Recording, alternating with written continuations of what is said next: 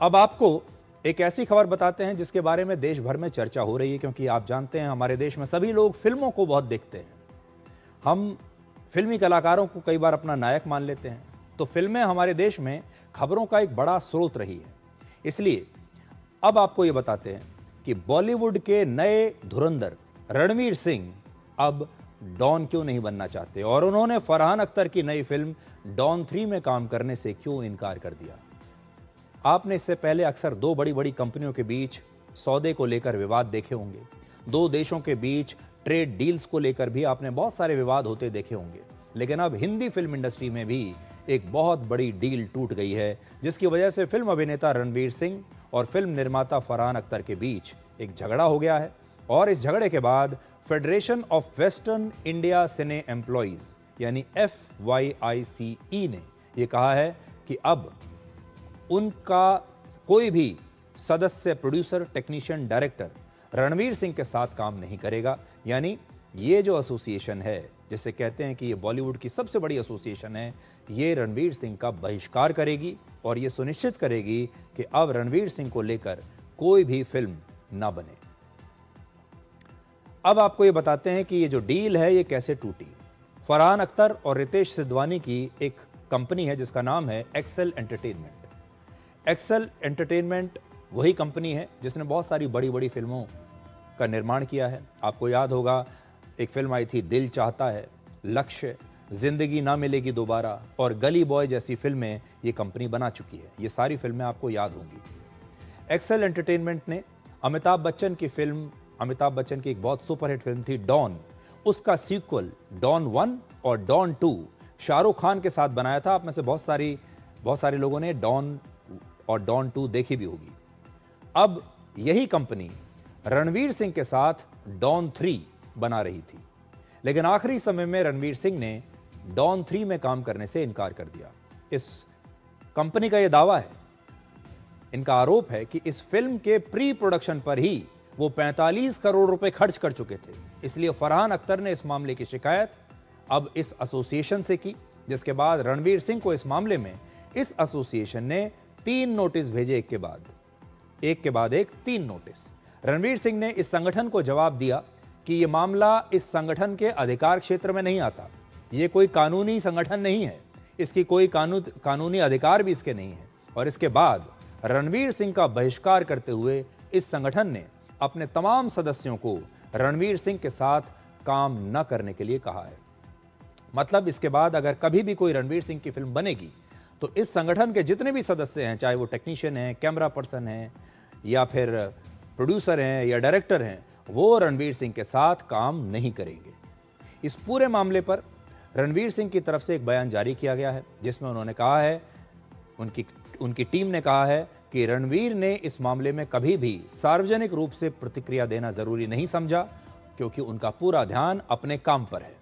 उन्होंने कहा है कि वो फिल्म इंडस्ट्री और डॉन फ्रेंचाइज से जुड़े सभी लोगों के प्रति गहरा सम्मान रखते हैं और डॉन 3 की सफलता की कामना करते हैं। अब इस समय federation of western India cine employees के लगभग 5 लाख मेंबर्स हैं। इनमें एक्टर्स हैं, डायरेक्टर्स हैं, प्रोड्यूसर्स हैं, कैमरामैन हैं, टेक्नीशियंस हैं, जूनियर आर्टिस्ट हैं, यहां तक कि स्पॉट बॉयज भी हैं। लगभग 70 साल पुराने इस संगठन को फिल्म इंडस्ट्री के लोगों और कलाकारों के हितों की रक्षा करने के लिए बनाया गया था। इस समय फिल्म इंडस्ट्री में काम करने वाले ज्यादातर लोग इस संगठन के सदस्य हैं, इसीलिए कहा जाता है ये उनका सबसे बड़ा संगठन है। लेकिन सबसे बड़ी बात यह भी है कि यह कोई कानूनी संगठन नहीं है, इसलिए इसके आदेशों को मानने की कोई कानूनी बाध्यता किसी के ऊपर नहीं है। रणवीर सिंह से पहले इस संगठन ने मशहूर गायक मीका सिंह और दलजीत दोसांझ पर भी ऐसे ही प्रतिबंध लगाए थे। इस समय रणवीर सिंह फिल्म इंडस्ट्री के सबसे बड़े ब्रांड हैं। उनकी फिल्म धुरंधर 1 और धुरंधर 2, इन दोनों ने कुल मिलाकर 3100 करोड़ रुपए की कमाई की है, 3100 करोड़ रुपए का बिजनेस किया है। रणवीर सिंह की इन दोनों फिल्मों ने फिल्म इंडस्ट्री को निराशा और फ्लॉप फिल्मों के दौर से बाहर निकाला है, वरना बॉलीवुड की हालत खराब हो चुकी थी। बॉलीवुड की कोई फिल्म हिट नहीं हो रही थी। दक्षिण की इतनी सारी फिल्में चल रही थी और लोग कह रहे थे कि बॉलीवुड में, हिंदी फिल्म इंडस्ट्री में जो क्रिएटिविटी है, नई कहानियां हैं, वो सब समाप्त हो चुकी हैं। दर्शक फिर से सिनेमाघरों में हिंदी फिल्म देखने के लिए आने लगे इस फिल्म धुरंधर के बाद। इस समय रणवीर सिंह को फिल्म इंडस्ट्री का पोस्टर बॉय होना चाहिए था, फिल्म इंडस्ट्री का सबसे बड़ा ब्रांड एम्बेसडर होना चाहिए था। इसीलिए रणवीर सिंह के बहिष्कार को लेकर भी कई सवाल उठ रहे हैं कि हमारे पास इतना बड़ा कलाकार है जिसने इतनी बड़ी सुपरहिट फिल्म दी है और हम उसके साथ क्या सलूक कर रहे हैं। बहुत सारे लोगों को यह भी लगता है कि डायरेक्टर आदित्य धर और रणवीर सिंह की जोड़ी इस समय बॉलीवुड के पुराने कैंप्स को चुनौती दे रही है। बॉलीवुड में शुरू से ही ऐसे कैंप्स रहे हैं, ऐसे प्रोडक्शन हाउस रहे हैं जिनके हाथों में सारी ताकत रही है। वो किसी भी स्टार को बना सकते हैं, किसी को भी बिगाड़ सकते हैं, लेकिन ये ताकत अब उनके हाथ से निकल गई। धुरंधर की सफलता से फिल्म इंडस्ट्री के इन्हीं पुराने कैंप्स को बड़ा धक्का लगा और इसीलिए हो सकता है कि यह मामला ईर्ष्या का हो सकता है यह मामला राइवलरी का भी हो। दिलचस्प बात यह है कि रणवीर सिंह आज मैसूर के चामुंडेश्वरी देवी पहुंचे और अदालत के एक आदेश का उन्होंने यहां पर आकर पालन किया। रणवीर सिंह कर्नाटक हाईकोर्ट के उस निर्देश के बाद मंदिर गए हैं जो फिल्म कंतारा के विवाद से जुड़ा हुआ था। आपको याद होगा, एक कार्यक्रम के दौरान रणवीर सिंह पर देवी देवताओं की नकल उतारने और उन पर टिप्पणी करने का आरोप लगा था, जिसके बाद ये मामला अदालत पहुंचा। लेकिन रणवीर सिंह ने अदालत में बिना शर्त माफी मांग ली थी। इसके बाद अदालत ने उन्हें मंदिर जाकर देवी के दर्शन करने और अपने व्यवहार पर प्रायश्चित करने का निर्देश दिया था और वही करने के लिए आज रणवीर सिंह यहां पर पहुंचे हैं। ये पूरा विवाद क्या है, ये तो फरहान अख्तर और रणवीर सिंह दोनों ही बता सकते हैं। उन दोनों के जो बयान हैं, अगर वो दोनों बाहर आएँ, सार्वजनिक रूप से कोई बयान दें, तब पूरी कहानी समझ में आएगी कि असल में हुआ क्या है।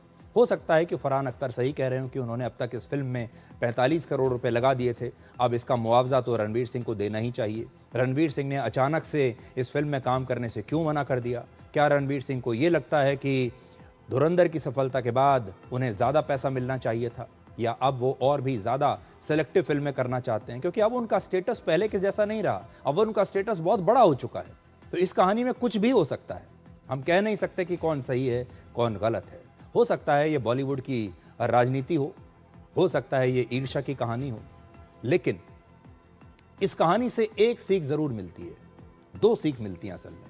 पहला, सफलता के साथ विवाद भी आते हैं और जब आप सफल हो जाते हैं तो विवादों से हमेशा बचने की कोशिश करनी चाहिए। और दूसरा, जब आप सफलता के शीर्ष पर होते हैं तो विवादों से आप बचिए, कम बोलिए और अपने काम पर ध्यान दीजिए।